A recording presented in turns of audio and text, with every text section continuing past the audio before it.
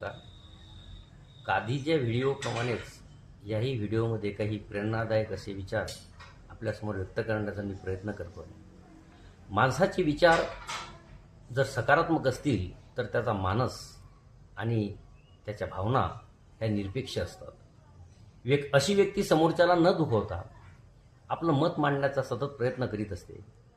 अशा व्यक्तींची भावना तर इतकी सरळ आणि निखळ असते की प्रत्येकच व्यक्तीचे माझ्यामुळे चांगले झाले पाहिजे, कुणालाही माझ्याकडून तसूवरही कसलाही त्रास होता कामा नये, अशा प्रकारची त्या व्यक्तीची वृत्ती असते.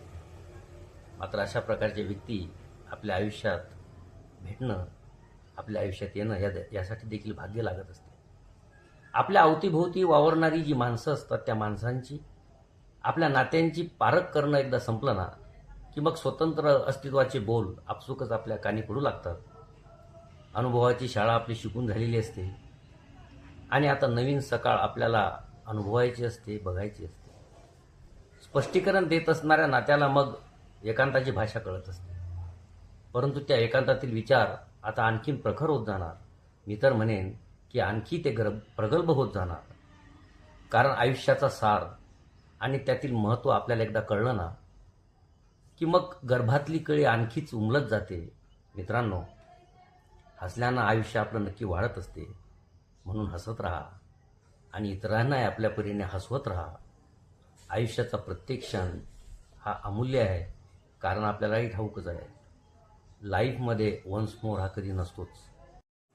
आयुष्यात कधी पडणंही आवश्यक असतं आणि आतून तुटणंही गरजेचं असतं, कारण त्यामुळेच आपल्यातील आतली ताकद आणि आपल्या माणसांची साथ आपल्याला खऱ्या अर्थाने कळत असते. जसे अंधाराशिवाय प्रकाशाचे महत्त्व लक्षात येत नसते, तसेच प्रतिकूल परिस्थितीमुळेच अनुकूल परिस्थितीची आपल्याला जाणीव होत असते. जे आपलं आहे ते तुटक काळातही आपल्याला धरून ठेवत असतं. संकटे आल्यावरच आपल्याला आपल्यातील खऱ्या अर्थाने सामर्थ्याची खरी ओळख होत असते आणि यातूनच भक्कमपणे उभे राहण्यासाठी आपल्याला प्रेरणा देखील मिळत असते. म्हणूनच आपल्यावर ओढवलेल्या विपरीत परिस्थितीने अथवा आपल्यावर कोसळलेल्या एखाद्या संकटाने हतबल न होता, नाउमेद न होता, प्रतिकूल परिस्थितीसोबत दोन हात करण्याची आपण मानसिकता ठेवली पाहिजे. आपल्यावर येणारे प्रत्येकच संकट हे आपल्याला एका नवीन मार्गावर आणून सोडण्याचं कार्य करीत असते, एवढं मात्र खरं. धन्यवाद.